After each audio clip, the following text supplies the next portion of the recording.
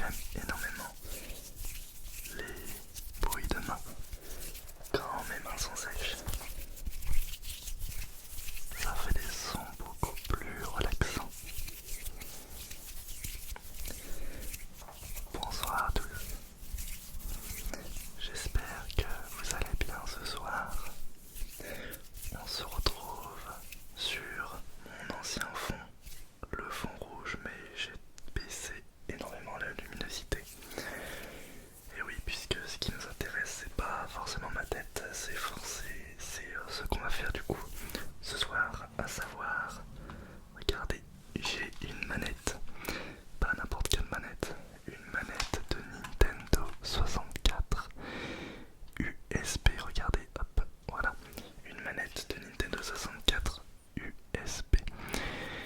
Donc ce n'est pas une manette officielle, c'est une manette que j'avais depuis très longtemps, depuis pas mal d'années, puisque à l'époque je n'avais pas de console rétro et je jouais du coup sur émulateur sur PC. Mais finalement cette manette je l'ai très peu utilisée. Et donc on va démonter cette manette ce soir.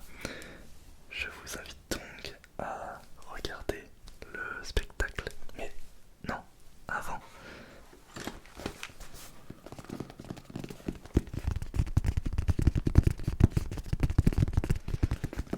Et oui, vous l'appréciez tous. Moi en premier, enfin, moi compris. La trousse à outils.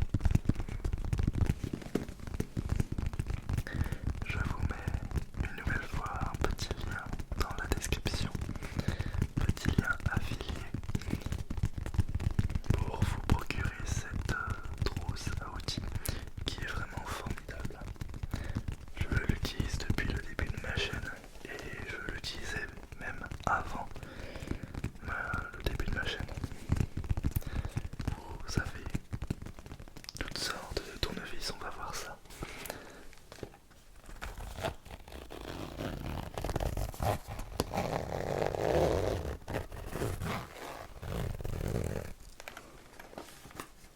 Hop, voilà, on a des tournevis avec 3 dents. J'ai oublié le nom. Des tournevis spécial GameCube, spécial Game Boy, des tournevis de toute taille et bien évidemment des tournevis cruciformes. Ah ouais, c'est un peu la vis principale des vis de Xbox 360.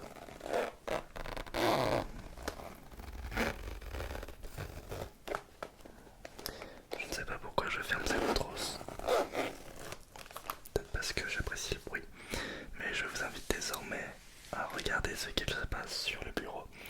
Je vais tourner la caméra dans 3 secondes. Et nous voici désormais à nouveau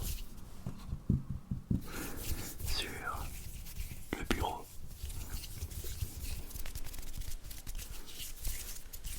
Je dis à nouveau puisqu'il y a eu plein de démontages ASMR sur la chaîne. Je ne sais pas pourquoi, mais là je suis très enjoué de vous faire cette vidéo. Il y a une très belle lumière, une lumière très claire. En tout cas moi là, c'est idéal pour démonter des manettes. Mais je sais pas, il y a quelque chose en plus que j'ai changé. En fait, quand je vois le retour caméra, je trouve que la vidéo est bien meilleure qu'avant. Je ne saurais dire. Là, peut-être la symétrie des micros, je ne sais pas, le positionnement. Mais je suis plutôt ravi. Voilà.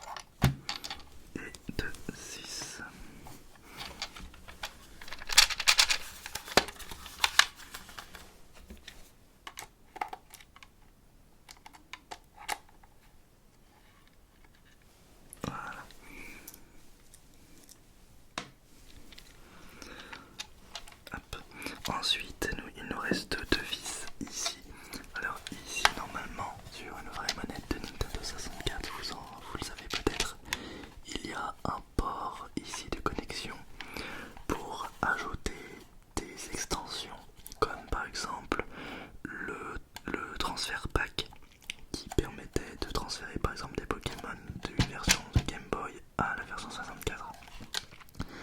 Mais, okay. Mais également un Rumble Pack ou d'autres choses. Voilà, un Rumble Pack qui permettait de faire vibrer votre manette. D'ailleurs, il y a même un petit truc ici, là, le petit clips, mais ça ne sert à rien puisque il n'y a pas d'électronique, ça reprend uniquement la forme. Et donc, à l'intérieur, il y a quand même deux vis à enlever, donc on va le faire maintenant.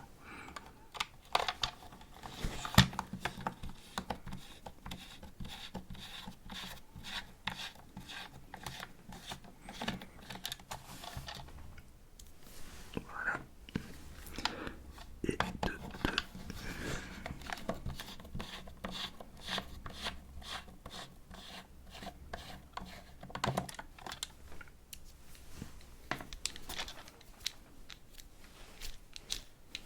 Et voilà. Hop, maintenant, je me gratte un petit peu. Maintenant, on va enlever du coup. Voilà. Alors, hop.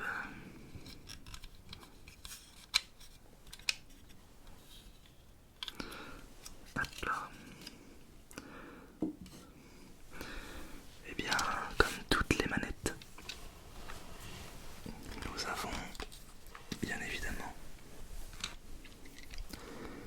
la platine. Voilà la platine. Et aussi du coup, juste ici, le petit l'emplacement pour le stick et le bouton Z. Voilà, le petit bouton Z qui se trouve à l'arrière.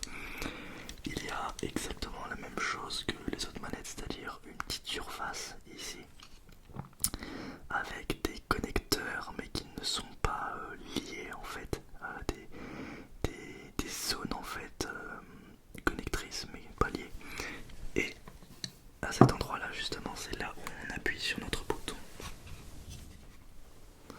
Et comme sur toutes les autres manettes, il y a un petit truc très souple. Quand vous allez appuyer sur le bouton Z qui est derrière, et bien ça va appuyer, ça va rapprocher le petit contacteur, enfin une petite zone qui va faire contact à cet endroit là.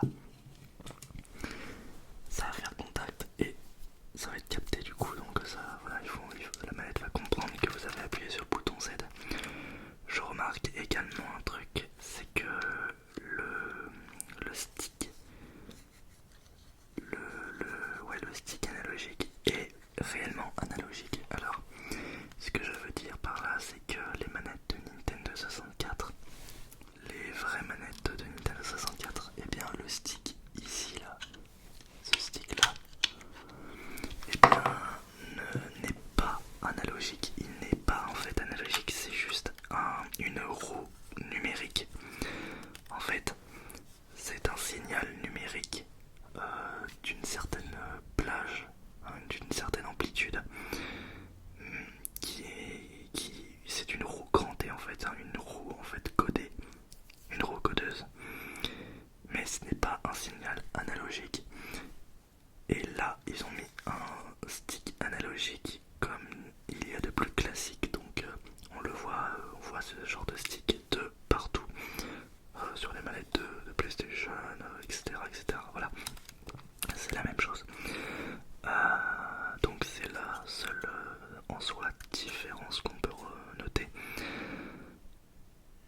Bien évidemment, toutes les autres zones dessous, ça va être des contacteurs comme le bouton Z. Voilà, ça va être la même chose. Donc ça sert à rien d'aller plus loin. Voilà, c'est exactement comme sur les autres manettes. Je vais juste remettre les petits bouts de plastique qui se sont enlevés. Alors, hop. Voilà. Hop, alors j'ai coupé un petit peu la vidéo puisque je n'arrivais pas à remettre en place tous les éléments sans faire des énormes bruits. Hop. Mais du coup, on va remettre donc